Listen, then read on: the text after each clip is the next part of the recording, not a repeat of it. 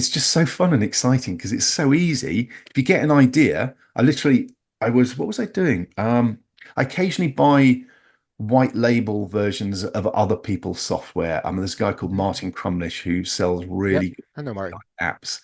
Hmm. And I got one of his a couple of weeks ago, and I was looking for a suitable domain name, AI related domain to use with it. And I started searching around using AI, came up with quite a few different ideas, and I registered one for that particular project, but there was a couple of others in there that I was like, I've got to register those as well, so because they're that good. And one of them, I registered it, and I started chatting with ChatGPT about it, about a couple of ideas that I could use for the project for the domain for. Hmm. It's now turned into a 3-year plan, spending an hour a day to build out a whole new brand around the domain, and the lead magnet's done, and the upsells are pretty much ready to go. And I'm going to roll out this whole thing. I'm going to do it as a case study so I can Hmm. show how, again, I went through the whole process from the initial idea, just from a domain name, and a follow-up idea on what the lead magnet could be, and it's turned into a full funnel, a 2 to 3 year plan, marketing plan, the order in which I'm going to do everything, the traffic plan, what I need to do in each hour of the day over the next month, 6 weeks, 2 months, 6 months, the whole lot. It took me, I don't know, 3 or 4 hours, maybe slightly longer to run through that whole process. And it's a long Hmm. chat. Sure. Yeah. But to be able to do that in that kind of detail, Hmm. start with a nugget of an idea, and a few hours later have the whole thing laid out, is just incredible. You've said a lot, and I want to come back to a few things. Sorry, One, you no, no, will no, need to no, do that no, because that's I just good. get And carried away. there's so much now. There's so much in what you said, that I want to touch on, guys. If you have questions, I want you to put them in the webinar chat or the question box. Um, Matt's an experienced product creator, and this is a great time for you to get your questions answered. One thing, Matt, that people have asked.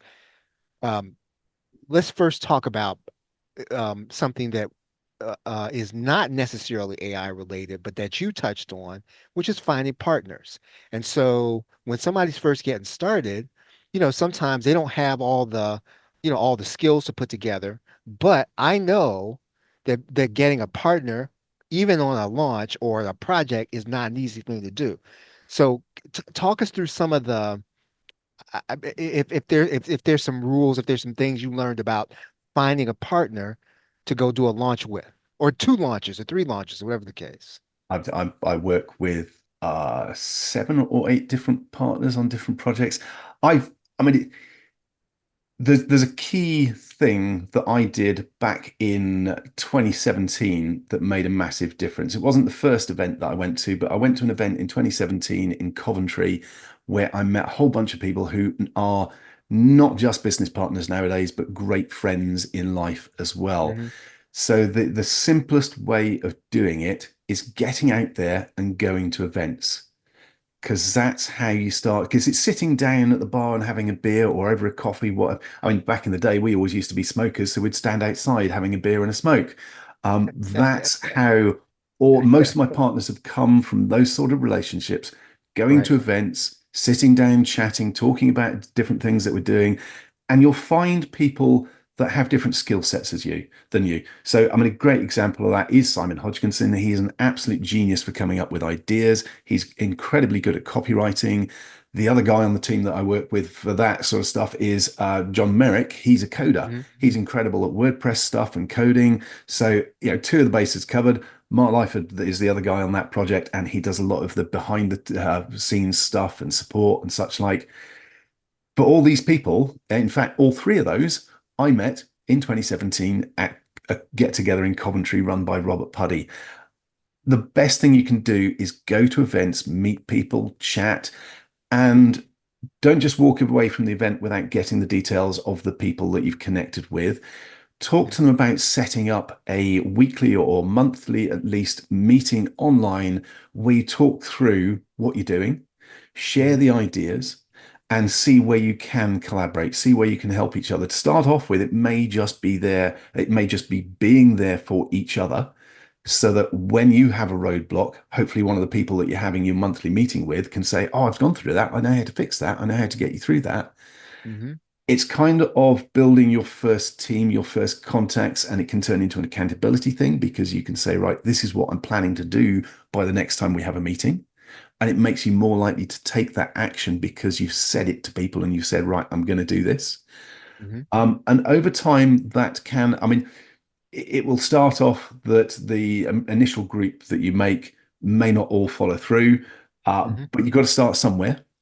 And going to events is the easiest way of doing it, and seeing who you gel with and seeing who turns up for those meetings and doing it long term. Now, I actually went a step further since about 20, in fact, it was 2007, not 2017, thinking about it, Uh-huh. 2007. I have been doing this. Oh, 2007. My first event that I went to was in 2005. But this was back in 2007. okay. Since about 2010, 2011, I've actually organized a little get together in my hometown for friends who are marketers. And it started off about once or twice a year, just basically as a chance to get together and drink beer. And it was only like four or five people. Yeah. Now I do it four times a year. It's private invite. There's no work involved as such. It's just getting together, having a bite to eat and drinking and chatting about anything. Obviously, a lot of marketing stuff comes up, Yep. and it's one of those things that's helped me develop all sorts of relationships over the years and build new contacts. So it is, I mean, for a lot of marketers, for a lot of people who want to be entrepreneurs and work online, can be out of your comfort zone.